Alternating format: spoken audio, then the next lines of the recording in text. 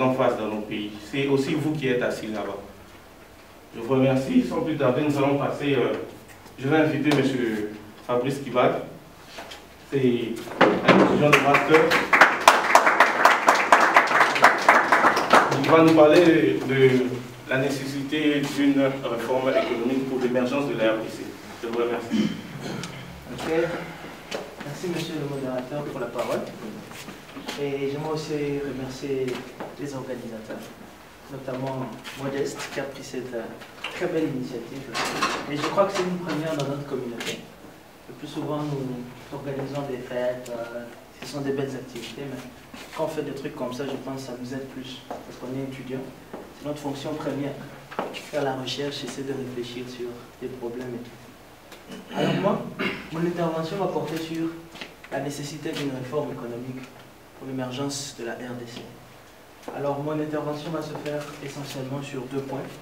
Je vais d'abord essayer de faire un diagnostic, un état de lieu de la situation actuelle de l'économie de notre pays. Et ensuite, je vais essayer de proposer quelques pistes de solutions pour essayer un peu d'améliorer la situation et tout. Alors, je vais définir un certain nombre de concepts, notamment le concept d'émergence. Parce qu'aujourd'hui, c'est un concept qui est d'actualité. On parle de pays émergent, mais qu'est-ce qu'on entend par pays émergent en fait? Alors, ce que vous devez retenir, c'est qu'un pays émergent, c'est un pays qui accuse des taux de croissance importants. Donc, quand on parle de taux de croissance, on voit la richesse qui est créée sur un territoire. Je vais y revenir en profondeur un peu plus tard. Alors, parmi les pays émergents, aujourd'hui, on parle essentiellement du Brésil, la Russie, l'Inde et la Chine. Pourquoi? Parce que ces pays-là ont des taux de croissance vraiment énormes. La Chine, je me souviens, à une époque, elle avait 10% de croissance économique. Alors, c'est vraiment énorme. Mais seulement, il y a un petit problème au niveau de la question du développement. Parce qu'il y a une différence à faire entre la croissance économique et le développement. La croissance est quantitative, en fait. C'est-à-dire que ce sont des richesses qui sont créées en termes quantitatifs. Mais le développement, c'est plus qualitatif, en termes de redistribution de cette richesse qui a été créée. Alors, pour faire le diagnostic, je vais me baser sur ce qu'on appelle communément les indicateurs macroéconomiques. Pour ceux qui ont été au Congo, je ne sais pas si vous vous souvenez du premier ministre qu'on a eu. Il disait qu'il était vraiment un génie. Matata Pogno. C'est lui qui nous a rempli la tête avec ce concept de macroéconomie et tout. Alors on va essayer de prendre un certain nombre de ces indicateurs macroéconomiques. Notamment, je vais parler du taux de croissance, je vais parler du taux de chômage, je vais parler du taux d'inflation, taux de change et puis l'IDH. L'IDH, indice de développement humain. Alors pour ce qui est du taux de croissance, il faut noter que le taux de croissance se calcule sur la base du PIB. Le PIB, c'est ce qu'on appelle le produit intérieur brut. En anglais, on parle de GDP, Gross Domestic Product. Alors, le PIB, c'est comme je l'avais défini tantôt, c'est la richesse qui est produite sur un territoire donné, comme la RDC chez nous.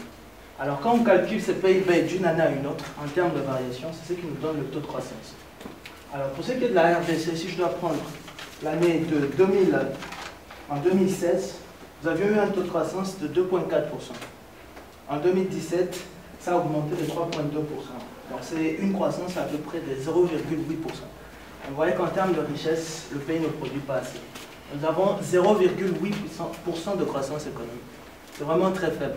Et s'il faut prendre le PIB par habitant, c'est-à-dire s'il faut diviser cette richesse qui a été créée par le nombre d'habitants, on se retrouve avec pratiquement 449 $ par habitant pour une année.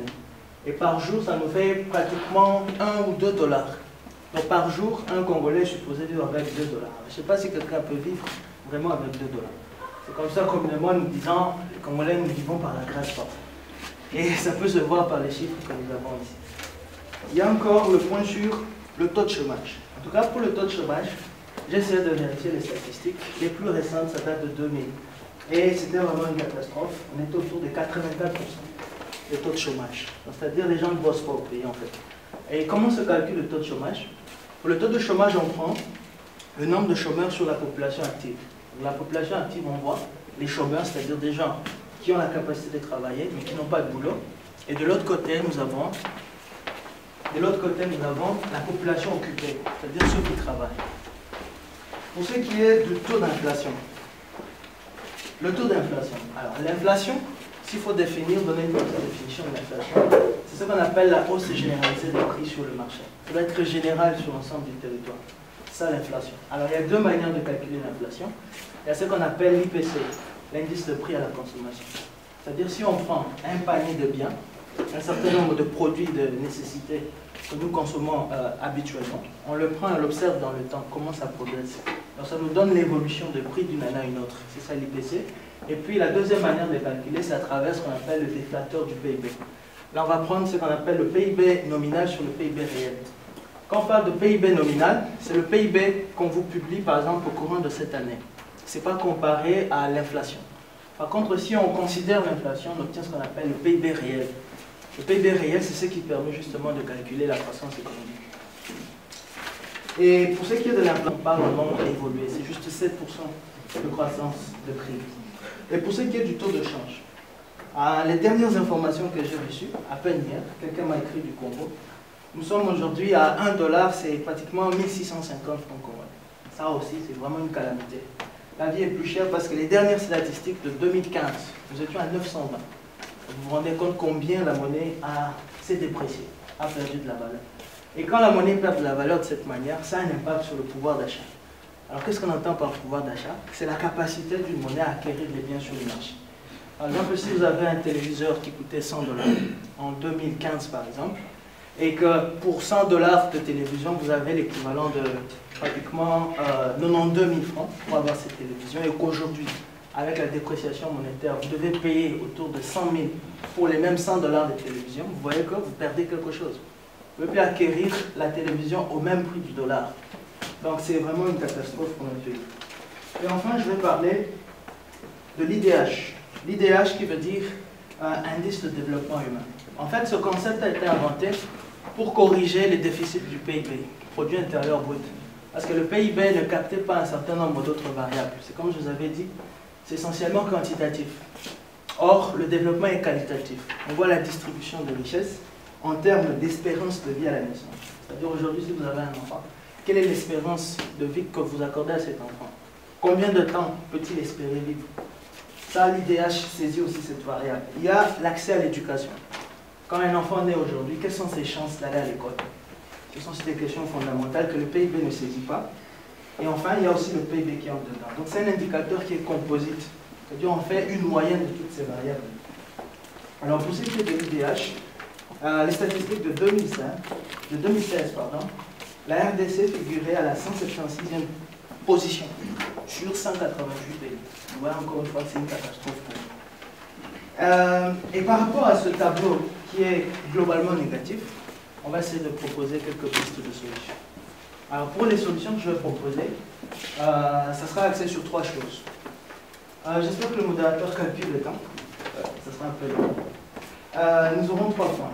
Il y a d'abord l'instauration d'un état de droit. Ensuite, je vais parler de l'assainissement des finances publiques. Et enfin, je vais parler de la diversification de l'économie. Alors, qu'est-ce que j'entends par l'instauration d'un état de droit?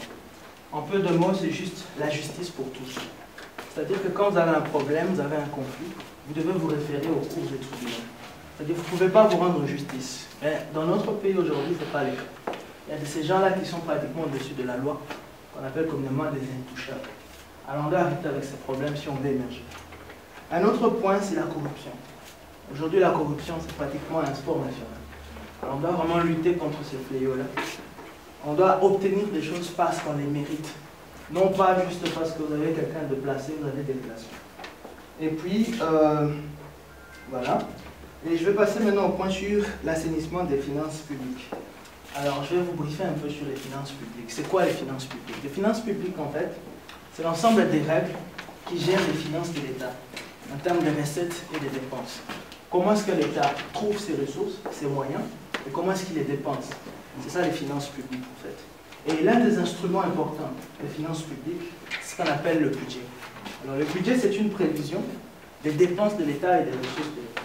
Donc, dans notre pays, on doit être en mesure de définir nos priorités en termes de dépenses. Qu'est-ce qu'il faut qu'on fasse pour qu'on se développe? Est-ce qu'on doit mettre l'accent sur l'éducation? Est-ce qu'on doit mettre l'accent sur la santé? Et tout ça, ça doit être défini dans le budget. Et une fois qu'on aura défini nos priorités, on va voir comment on va financer cela. Et le mode de financement, généralement, c'est à travers les impôts. Les impôts et taxes. Si ça ne suffit pas avec les impôts et taxes, l'État peut recourir à l'emprunt. L'État va s'endetter, soit sur le plan extérieur, auprès des institutions internationales ou d'autres gouvernements, ou sur le plan intérieur. Par exemple, quand on a des arriérés de salaire, en réalité, ce sont des dettes de l'État envers ses propres citoyens. Et c'est le cas de la RDC aujourd'hui. Et puis, un autre point, sur le budget, il y a quelques caractéristiques du budget. Par exemple, le budget doit être annuel.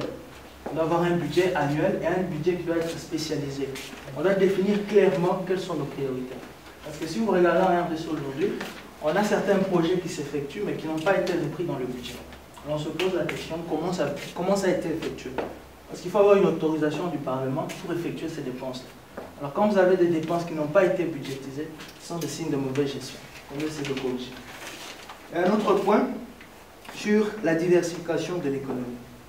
Il faut diversifier l'économie. Pourquoi? Parce que l'économie de la RDC est basée essentiellement sur le secteur minier. Alors, le secteur minier est soumis à des fluctuations. Les cours de matières premières fluctuent régulièrement. Ce qui fait que quand les cours de matières premières sont très basses, il n'y a pas de revenus pour l'État. L'État n'a pas assez de recettes en ce moment. Alors la solution à cette question, c'est de diversifier l'économie. Alors il faut noter qu'il y a essentiellement 3 secteurs dans l'économie. Il y a le secteur primaire. Le secteur primaire est basé essentiellement sur les ressources d'extraction, notamment le secteur minier et l'agriculture. Alors dans notre pays, déjà si on voit cette configuration, c'est essentiellement les mines que nous avons chez nous. On n'a pas d'activité agricole. Et quand vous maîtrisez votre secteur primaire, c'est-à-dire les industries extractives et agricoles, vous allez maintenant passer dans ce qu'on appelle le secondaire. Le secondaire, c'est l'industrie. On doit transformer ces produits-là. Si ce sont des produits agricoles, à travers des industries agroalimentaires. Et la dernière phase, c'est le tertiaire, c'est la distribution de ces ressources. Comment nous distribuons ces ressources? À travers le transport et les assurances. Donc l'État doit faire en sorte de mettre en place des structures qui permettent justement de développer l'économie de cette manière-là. Parce qu'il y a des concepts comme les concepts d'effet d'entraînement, des concepts d'effet multiplicateurs. Parce que quand vous développez une activité, il y a d'autres activités qui vont se générer, des écoles pour les enfants de ces travailleurs, vous devez construire des salons de coiffure et tous ces trucs. Donc ça va générer d'autres activités qui vont encore créer de l'emploi et résoudre les problèmes économiques de notre pays. Alors je pense, en peu de mots, c'est ça vraiment l'essentiel de mon intervention. Alors je vous remercie.